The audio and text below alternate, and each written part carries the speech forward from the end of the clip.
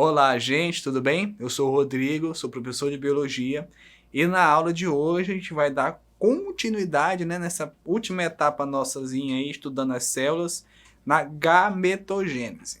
Anteriormente, a gametogênese era estudada junto, com os órgãos reprodutivos e a reprodução humana, e geralmente os alunos tinham muita dificuldade, em entender o que era a gametogênese, porque ficava muito distante do conteúdo de divisão celular.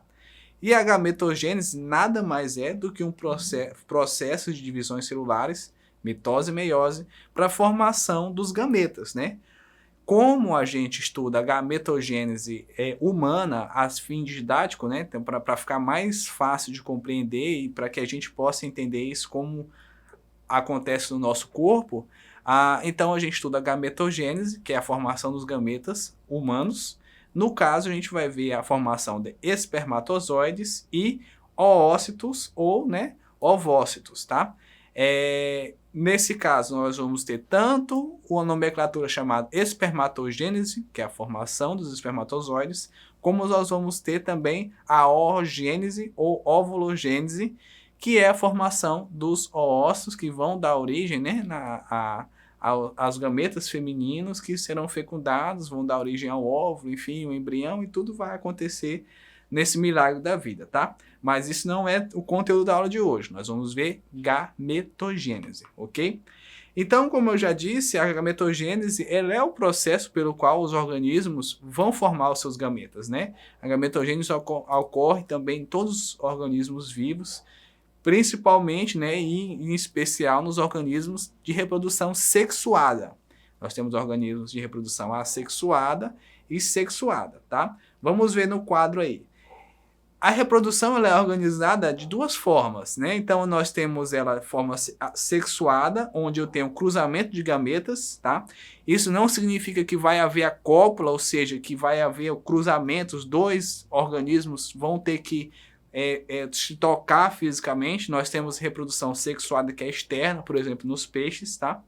E nós temos a reprodução assexuada, que é aquela que não tem troca, tá, de gametas, Os gametas não se recombinam. O que é importante a gente entender, porque eu estou dando só esse detalhezinho da reprodução, porque a gametogênese ela tem a função muito importante dessa combinação genética, Então nós temos duas células haploides lá formadas pelo processo de meiose que a gente viu na aula passada, se cruzando, combinando o seu material genético para dar origem a um novo ser.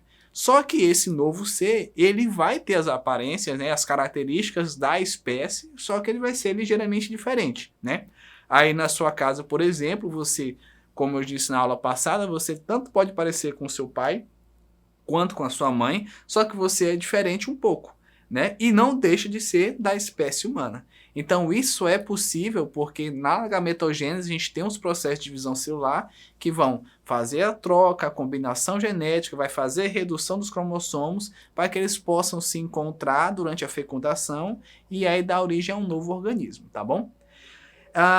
Como eu disse, a gametogênese pode ser separada, não, pode ser não, ela é didaticamente separada em espermatogênese, a produção dos gametas no homem, tá?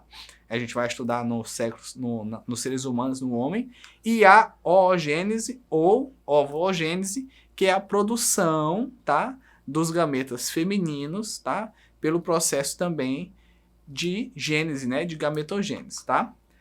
Vamos à imagem. Na tela a gente tem a espermatogênese, tá? A espermatogênese vai dar origem aos espermatozoides, Então nós temos a espermatogônia, lembre muito desse final, gônia. Nós vamos ter o espermatócito 1 e 2, espermátides e espermatozoides. Essas etapas, essa nomenclatura, ela é dada ao longo do processo de formação dos gametas. Tanto vai ter mitose inicialmente, quanto meiose no processo final.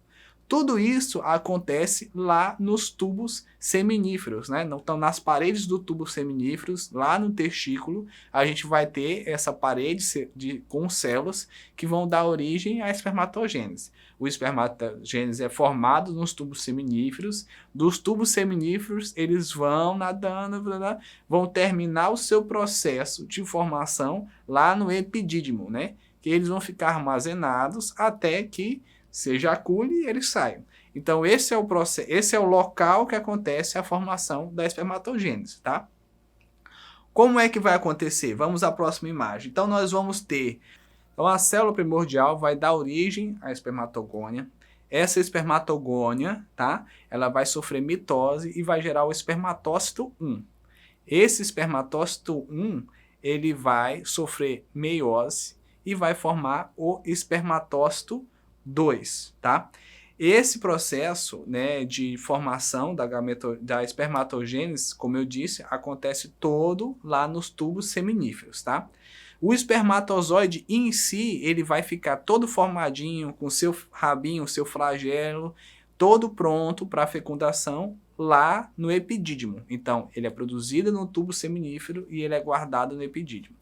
Todo esse processo ele vai acontecer naquele momento de puberdade, né? Então, quando o menino começa a se transformar em homem, tá? Então, durante, né, o crescimento da criança, né, ele tem a organização celular e tal, mas o processo de produção mesmo dos espermatozoides, da espermatogênese, ela vai acontecer no início da puberdade, tá bom? Diferentemente da menina que tem uma grande evolução, né, do processo de formação dos seus gametas ainda na barriga da mãe, e aí e tem uma pausa para o início na puberdade, tá bom? Vamos continuando. A oogênese, né, ou ovogênese, ela vai dar origem ao oócito, tá? Lembra da terminação espermatogônia, espermatócito, espermatócito 2? Então, nós vamos ter os mesmos tipos celulares, é muito semelhante. Nós vamos ter também a oogônia, ovogônia, tá? O ovócito 1 e o ovócito 2, tá? É muito parecido. A diferença principal é porque quando a espermatogônia começa seu processo de divisão, ela vai dar origem lá no final a 4 espermatozoides, tá? Na oogênese, nós temos a formação de apenas um único gameta, né? Então, lá, quando a menina ainda está na barriga da mãe dela, as células primordiais elas começam a se proliferar e crescer. As oogônias já sofrem a primeira mitose, dando origem ao oócito 1. E aí elas param. Nesse momento que elas param, vai ter um período aí, até quando a menina chega na puberdade, aí vai iniciar esse outro ciclo, que é a formação do oócito 2, tá? Durante esse processo, o oócito ele é uma célula muito grande, muito maior que o espermatozoide. Nesse sentido, o que vai acontecer? A gente vai ter a doação de material genético, né, de material citoplasmático durante esse processo de divisão. Então, nós vamos ter um corpo que vai ser deixado de lado. Quando tiver a primeira divisão do ócito 1, nós vamos ter a formação de 2. Eu deixo um corpo que não vai ser usado para nada, um tipo celular, um corpo celular que não vai ser aplicado em nada, que vai doar o seu material para o ócito 2. Esse ócito 2 vai ficar bem grande, né? E aí, depois, ele vai sofrer também uma nova divisão durante o processo de fecundação. Então, quando o oócito 2 é fecundado, ele vai dividir mais uma vez, vai dar origem a mais 2 corpos, né, que vão ficar lá descartados, porque eles vão doar, né, tipo celulares descartados, que eles vão doar material, né, citoplasmático, para esse oócito maior. Ele precisa de alimento, né?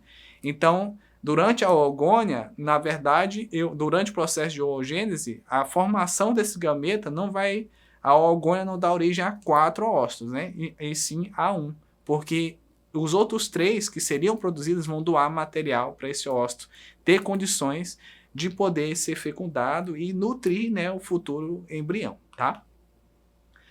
Vamos a mais um esquema. Então, a gente pode ver no quadro, a gente tem as oogônias, tá? Inicialmente.